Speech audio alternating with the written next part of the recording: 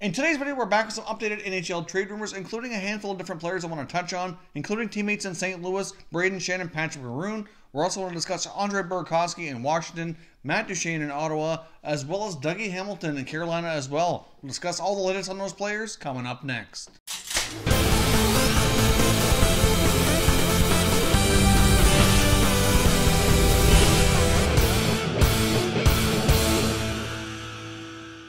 Hey everyone, and welcome back to another video here at Top Shelf Hockey. If you're new to the channel, thanks for stopping by. We review and discuss all 31 NHL teams, so if you're a huge hockey fan, consider subscribing and clicking the bell so you don't miss anything. So as I mentioned off the top, we're back today with some updated NHL trade rumors. Now that the 2019 World Junior Championship Tournament is done, our focus now turns solely back to the NHL, so always a lot of fun covering that tournament. Of course, we still covered the NHL over the past couple of weeks, but now, of course, our focus is solely on the NHL now that the tournament is complete and we're heading closer to the NHL trade deadline next month in February. Now, first of all, I want to get started with Dougie Hamilton and the Carolina Hurricanes. Now, most of the information from today's video came from the Saturday headline segment on Hockey Night in Canada this past weekend. Some bits from other sources as well, but they certainly brought up the fact that Carolina very well might be willing to move Dougie Hamilton as well as pending UFA Michael Ferland. Now, of course, this information comes from Elliot Friedman. As we know, the Carolina Hurricanes have had a lot of defensemen this year. They traded for Dougie Hamilton. They signed Calvin DeHaan, plus they already had a number of guys in their system, including Justin Falk, who's been mentioned in a lot of trade rumors. Really, in the offseason, or heading towards last year's deadline, but really, at this point, his name hasn't come up a whole lot, really during the 2018-19 season thus far, and it does seem possible that the right offer were to come along, that Hamilton very well might be a player that the Carolina Hurricanes would consider moving. Now, another team, of course, that's been linked to adding a defenseman all season is the Toronto Maple Leafs. And as we know, it's believed that the Hurricanes and the Leafs had a lot of talks regarding William Nylander, or at least a possibility, as they were, obviously having trouble signing him earlier in the year. And it's been believed that Carolina was one of the teams that were really aggressive in trying to pursue him should he become available via trade. Of course, that never happened, but of course, the big thing being interested in that was that the Leafs might be able to acquire, a fairly good top-notch right-side defenseman from the Hurricanes, since they have many of them. And now Elliot Friedman believes that if the right offer was there, not only from Toronto but elsewhere, that he very well might be available. And since Michael Ferland right now is kind of in a slump and hasn't been quite the same since he's returned from his injury earlier this season, that he might be available as well. Of course, they were both acquired from the Calgary Flames in that big trade with the Carolina Hurricanes and Calgary Flames at the draft this year. So it seems, that they very well might be willing to move both pieces depending on what the return is. Now, of course, if the Leafs do go down that road, they do have a lot of younger forwards that they might be able to offer up. Not really sure what the offer would be, but it's certainly interesting to consider the fact that Dougie Hamilton, I think it's safe to say his season in Carolina hasn't been the best. If you take a look at his statistics, his offensive numbers are certainly down. Defensively, probably hasn't been one of his better years as well,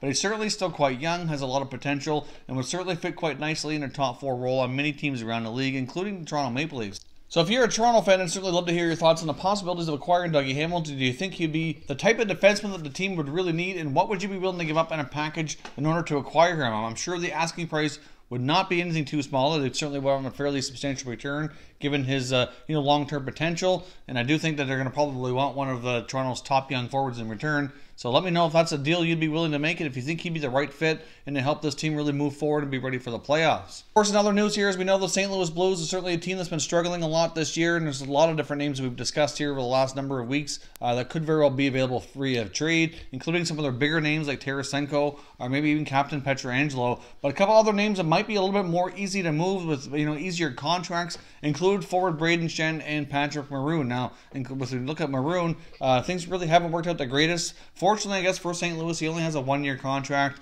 so there's not a lot of time or money left on that deal, so certainly not too difficult to move. Another team might pick him up, similar to last year, as a rental player for the playoffs. Certainly does have something to offer, but he's been a healthy scratch a few times, and you can't help but wonder, even though it's St. Louis is his native city where he's returned home and dreaming to probably playing for the Blues for a long time, really hasn't worked out the best, and his time there very well might be numbered. But Schenn, obviously the bigger name of the two, certainly has this year and next left on his contract, just making over $5.1 million.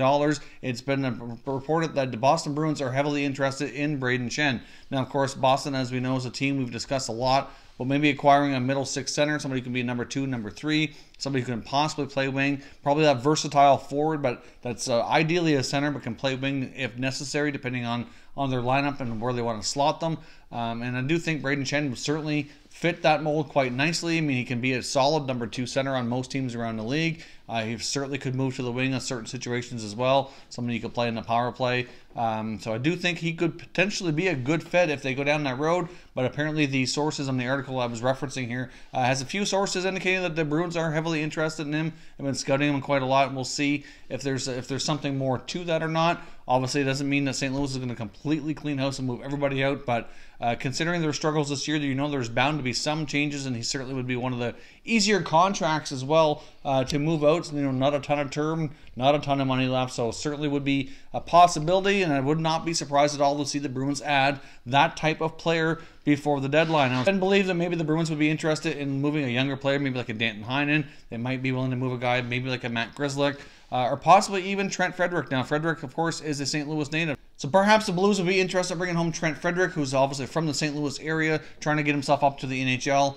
So certainly, a younger prospect with a lot of upside potential. So that certainly might be, an intriguing piece here for the Bruins to move, to potentially acquire a guy like Schenn, which would certainly help them bulk up for the playoffs, which is something they seem fond of here over the past couple of years. Now, moving on here to the Washington Capitals quickly, it was reported earlier this year that they might look to move Andre Burakovsky. Now, obviously, Burakovsky is a player who was a high pick back in 2013. It's been slower developing than they would have liked. Sometimes he can be a frustrating player for the Capitals. They see all this potential, but it's yet to be really realized on a consistent basis in the NHL.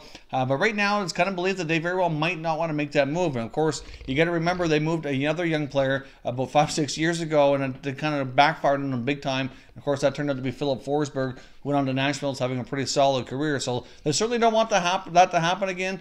So they want to be very careful with this. More than likely, it's being reported the Capitals kind of take the same approach as last year. Probably add some depth on defense. And I think the only way they'd likely would move Burakovsky is if they get an offer that's very intriguing with some immediate help, a roster player who could jump in right away. Obviously not an older player, probably, a comparable younger player, maybe that early to mid-20 range, who would kind of fit their roster needs immediately, then maybe. Otherwise, I think the more likely they remain patient with him, hang on to him, maybe add some depth on defense like they did last year to kind of bulk up for the playoffs to see if they can repeat as champions and hold on here for another Stanley Cup run. Now, I also want to touch base quickly here on Matt Duchene and the Ottawa Senators. Of course, Chris Johnston on Saturday Headlines had some updates on contract talks there, and he's reporting that contract talks have kind of cooled off here a bit. So when contract talks cooled off, or until players like him or Mark Stone are signed, there's going to be speculation if they're going to be traded. Of course, any team out there, not just Ottawa, don't want to take a chance to lose any of their players for nothing. It was being reported a while back to contract talks were kind of picking up and progressing, and now they seem to be cooled off. But at the same time, that's also a very natural part of the negotiation phase here. So I don't think there's anything a whole lot to that, but we have lots of time before the deadline yet. And at this point, obviously the Senators are going to want a firm decision and hopefully a contract in place for him or Mark Stone before they make any long-term plans. But of course, until that's looked after, there's going to be some talk around him. There certainly would be lots of interest around the league from a variety of teams should he become available for sure. And staying with Ottawa for a moment, it's certainly believed that the Senators do get players like Duchene and Mark Stone under contract, longer-term deals. If they end up signing 7 or 8-year contracts for big money, that very well might not leave enough money left over to keep other free agent Ryan Dzingel. So Dzingel's having another solid year at the goal scoring, putting up probably on pace for 25, maybe 30 goals. We'll see how he does. But it's certainly a possibility here, depending on how contract talks goes with the other two bigger names and certainly arguably more important pieces to the team, that he very well might end up, moving on due to not being enough money left over. Obviously, they have salary cap space, but as we know, they have their own internal budget due to a cheap owner. We know they don't necessarily spend to the cap. Obviously, their owner, Eugene Melnick's, can, I guess some financial issues, as we all know, we've widely discussed here in the channel numerous times, trying to get the new arena downtown, everything in place. So they never spend to the cap, so they very well might not have enough in their own internal budget to get all 3 under contract. So if things go well with Stone and Duchene, Ryan Dzingel might be a player that they may have to move. And if they do move him, it might be very well a player that they might be able to obtain a first-round pick for. I think they'd be certainly looking for something in the prospect pool or a first-round pick in return if they go down that road. But we'll see how contract talks go. A lot of days left here before we really know the long-term future plans of these 3 guys in Ottawa.